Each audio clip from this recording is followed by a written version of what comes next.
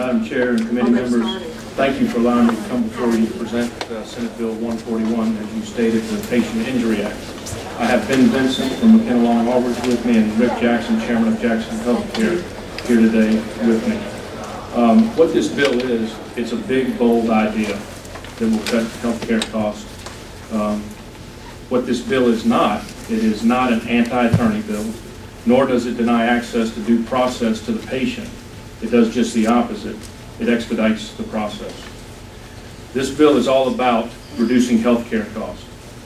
And if you would look on page 3, I believe lines 87 to 91, and I'd like to read that because this is really the meat of the bill. It says that because of continued exposure to liability, an overwhelming majority of physicians practice defensive medicine by ordering unnecessary tests and procedures, driving up the cost of health care for individuals covered by public and private health insurance coverage, and exposing patients to unnecessary clinical risk. And that's really the meat of the bill, is to reduce health care costs.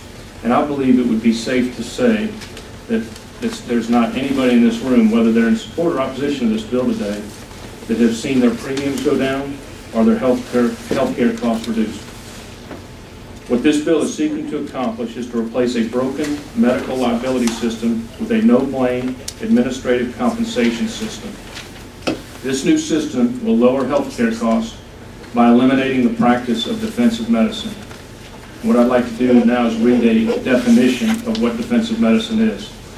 It is the practice of ordering medical tests, procedures, or consultations of doubtful clinical value in order to protect the prescribing physician from malpractice suits. What does defensive medicine cost? Gallup conducted a survey in 2010 of Georgia physicians. They found there was $13.25 billion per year in unnecessary procedures. Alone in Medicaid, $700 million per year in cost. Another cost, which I think is hard to quantify, is that we are losing doctors here in the state of Georgia. I want to give you an example. The state of Texas, after they had sweeping reforms in 2005, they know that they've had 30,000 additional doctors move to the state of Texas. I don't know how many of those are from Georgia, but they have great reforms, and they have had an increase in doctors moving to their state. This survey also found problems for the patients. Less than 10% of injured patients receive compensation in the current system.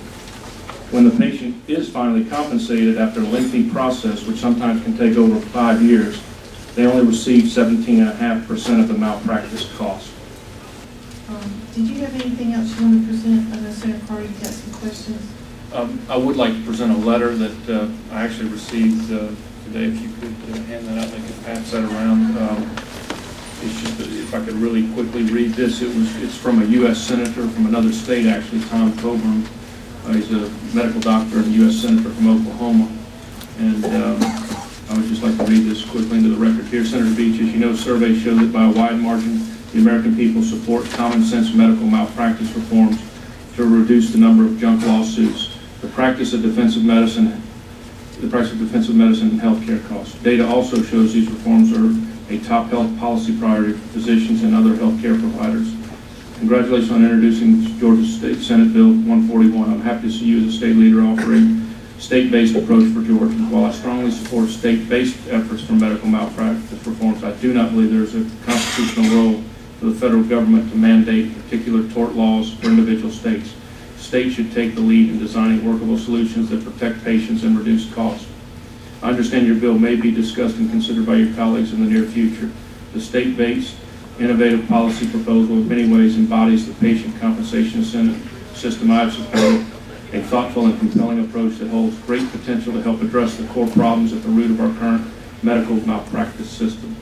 While healthcare premiums are unaffordable for many, the innovative approach in your bill offers a plausible solution to improve patient care while reducing costs.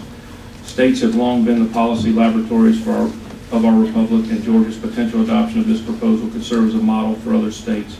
I encourage state legislators, Georgia physicians, and Georgia taxpayers to carefully consider this thoughtful approach designed to protect patients and physicians while reducing needless costs. Sincerely, Tom Coburn, U.S. Senator.